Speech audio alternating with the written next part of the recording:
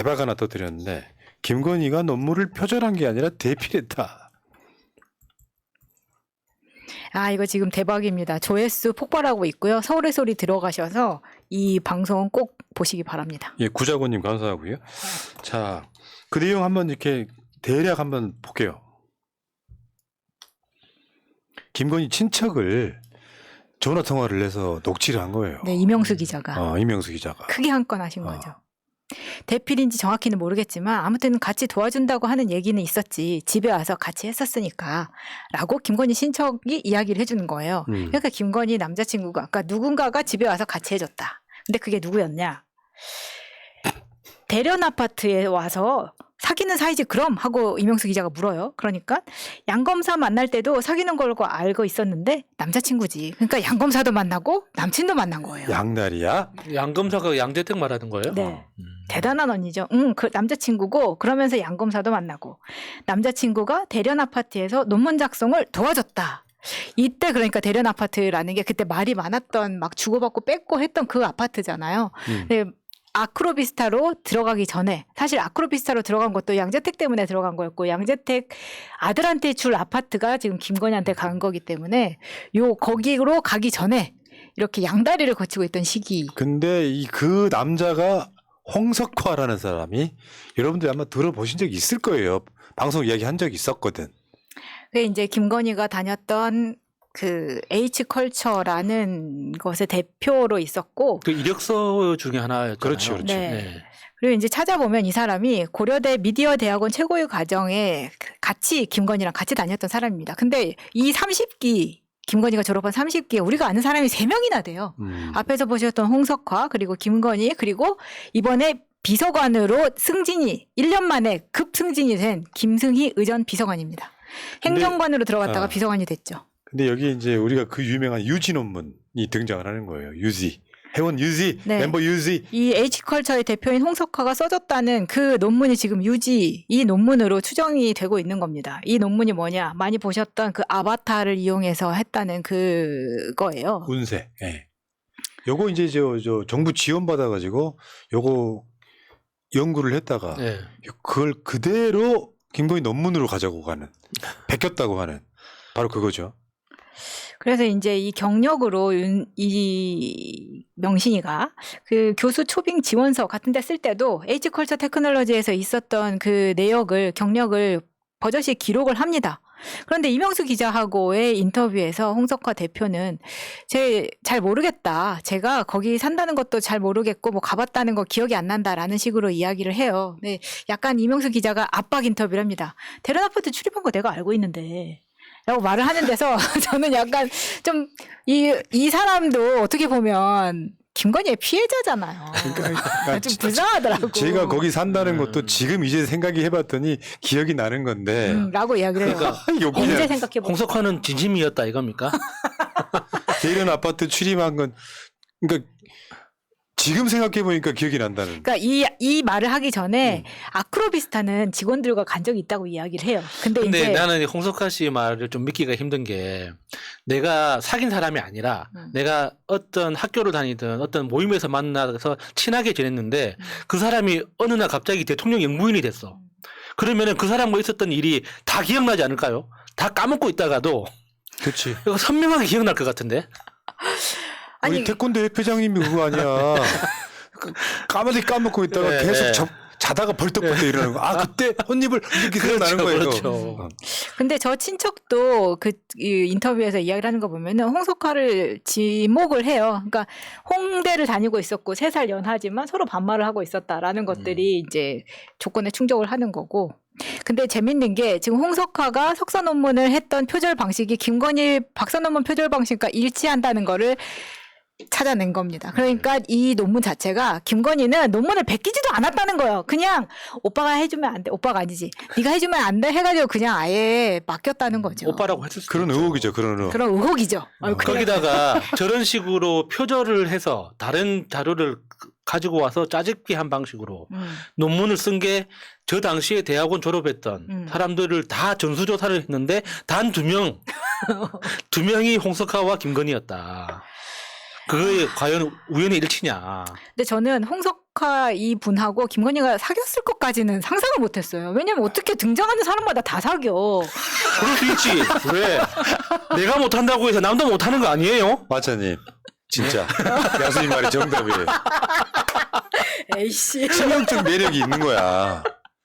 왜냐하면 한 사람을 사귀면 여러 사람 사귀 효과가 나는 사람이 있어. 그런 말 있잖아요. 얼굴이 아끼다 맨날 똥 된다. 바뀌어가지고. 아끼다 똥 된다. 어.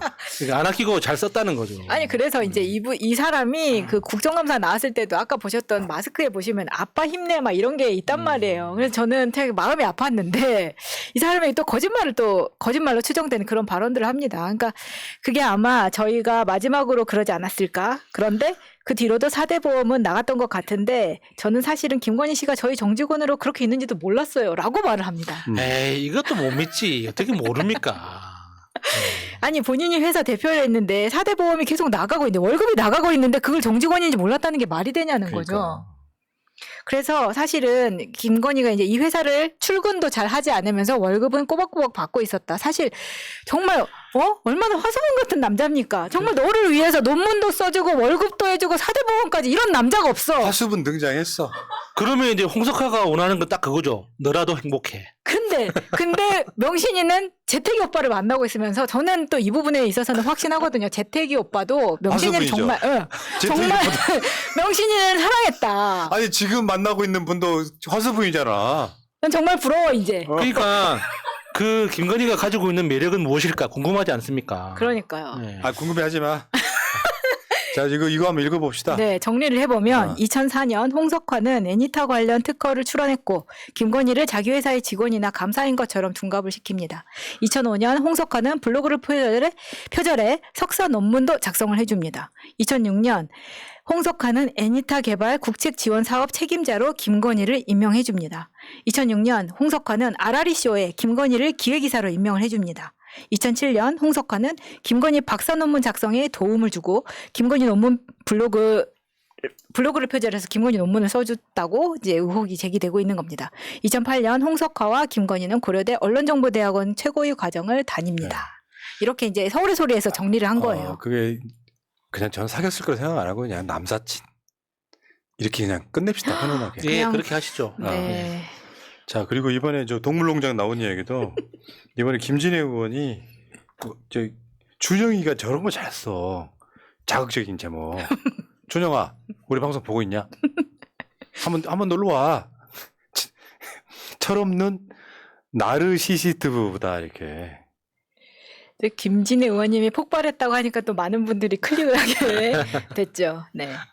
그러니까 공적 마인드가 개려됐다 이런 거예요. 예. 사실 이미지 세탁이라고 우리가 지금 이번에 말씀드렸잖아요. 예. 현안 문제, 민생, 뭐 김건희 의혹 이런 것들을 다 제끼고 과연 SBS 동물농장은 누가 출연시켰을까?